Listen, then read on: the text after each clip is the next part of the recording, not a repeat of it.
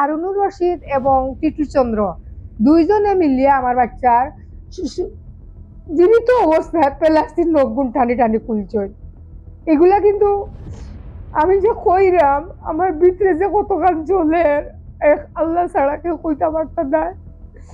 আমি একটা মা, আমি অত ধৈর্য ধরিয়ে আমি আছি, আল্লাহ এখনো আমার সুস্থ রাখছে, আল্লাহর দরবার আল্লাহ শুকরিয়া। আর ওই যে তারা আমারে, আপনারা জানেন না, আমি যখন কোর্টে যাই, গত মাসে আমার পুরি আইছিল, কোর্টে তারিখ আছিল, তখন আমারে আমার পুরীরে ছিড়াইয়া হারুনুর রশিদের তার পুয়ারে লইয়া লইয়া আর কর আমরা মানুষ মারি নাই, আমরা ছিনতাইকারী মারছি।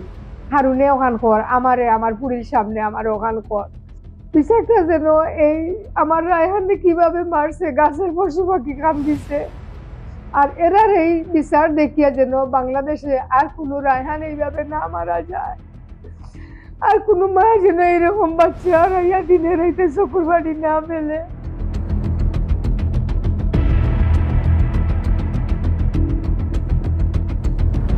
চাইরোটাই মিলিয়া মারছেন।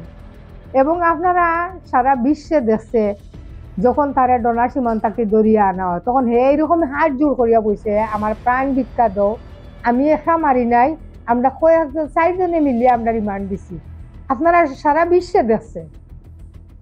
তাইলে হে আমার বাচ্চারে যে রিমান্ড দিল, কিসের উপরে রিমান্ড দিল, কোন কেসের উপরে রিমান্ড দিল? আর হে রিমান্ড দিত এটা কি তা কোর্ট থেকে কোনো পারমিশন পাইছে নি যে রিমান্ড দিত? এখন হে তো নিজের মুখেই স্বীকার হয়েছে হে একা মারে নাই, 4 জনে মিলিয়ে তারা মারছে। এখন যদি আকবর বাইরে হয় তারে কিন্তু আর পাওয়া যেত না। এখন তাইলে বিচার কার হইতো? তাহলে কি বিচার আমার হবে? আমার ছেলেটাও মরলো, বিচারটাও কি আমার হবে? আর হেজের বাইরে তুই সাথে সাথে আগে আমারে পারবো। তাই আমি কইছি যাতে এদের কোনো সময় জামিন না হয় বিচারের আগ পর্যন্ত।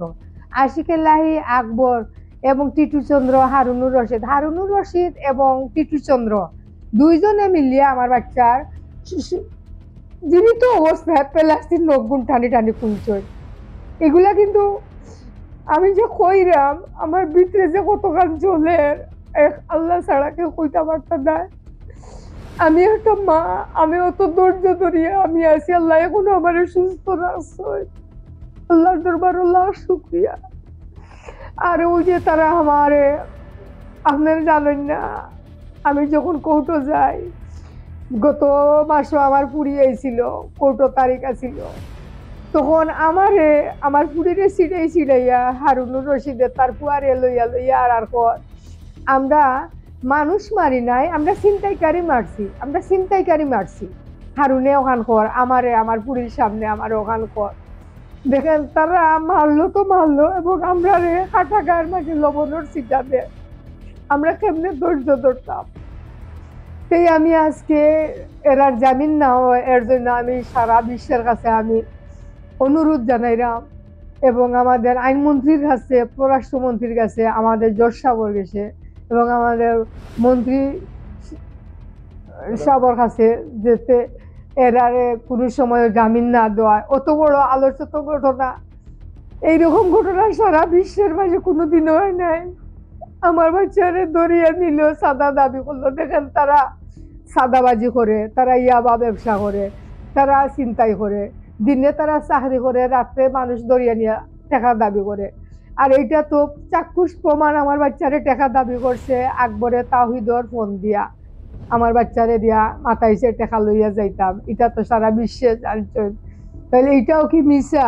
আবার তারা কয় আমার বাচ্চা চিন্তাই করাত গেছে, আমার বাচ্চা চিন্তাই করাত গেল কেমনে? এটা তো কোনো প্রমাণ তারা চাক্ষুষ দেখাইতে পারছে না আমার বাচ্চা চিন্তাই করাত গেছে। কিন্তু তারা যা করছে এটা তো চাক্ষুষ প্রমাণ আছিল।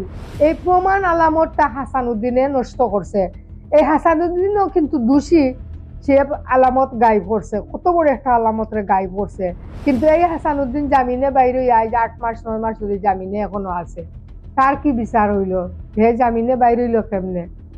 তাহলে আমি বলবো যাতে আমাদের এই কেসে বিচারটা যেন সুষ্ঠু বিচার হয়, এবং বিচারটা যেন এই আমার রায়হানকে কিভাবে মারছে, গাছের পশু পাখি কান দিছে, সারা বিশ্বের মানুষে কান দিছে, আর এই আমার রায়হানের কুদিরার বিচার যেন ফাঁসি হয়, আর এরার এই বিচার দেখিয়া যেন বাংলাদেশে আর কোনো রায়হান এইভাবে না মারা যায়, আর কোনো মা যেন এরকম বাচ্চা হারাইয়া দিনে রাইতে চকুর বাড়ি না মেলে, আর কোনো পুলিশ হলে যেন এরকম আর কোনো সাহস না পায়। তার গায়ে খাকি পোশাক আছে বলিয়া তারা যা ইচ্ছা তা করিয়া যাইতে পারে, কিন্তু তাদের গায়ে যদি খাকি পোশাক না থাকতো তাহলে তারা এত বড় ঘটনা করছে, ঘটনা করার বাদেও আমার পুলিশ সামনে কয় আমরা তো ছিনতাইকারী মারছি, আমরা তো মানুষ মারছি না, ছিনতাইকারী মারছি।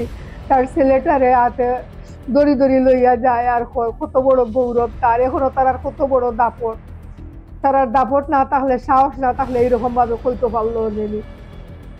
তাই আমি সবার কাছে আমি অনুরোধ করব, এবং আমি এইটাও বলবো যাতে আমি কেউরও কোনো কিছু শুনতাম না, কোর্টের রায় হইব সবচেয়ে বড় উচ্চ রায়, এবং তাদের ফাঁসির রায়টা যেন সুষ্ঠু বিচারটা যেন হয়, এবং তাদের ফাঁসির রায় যেন হয়।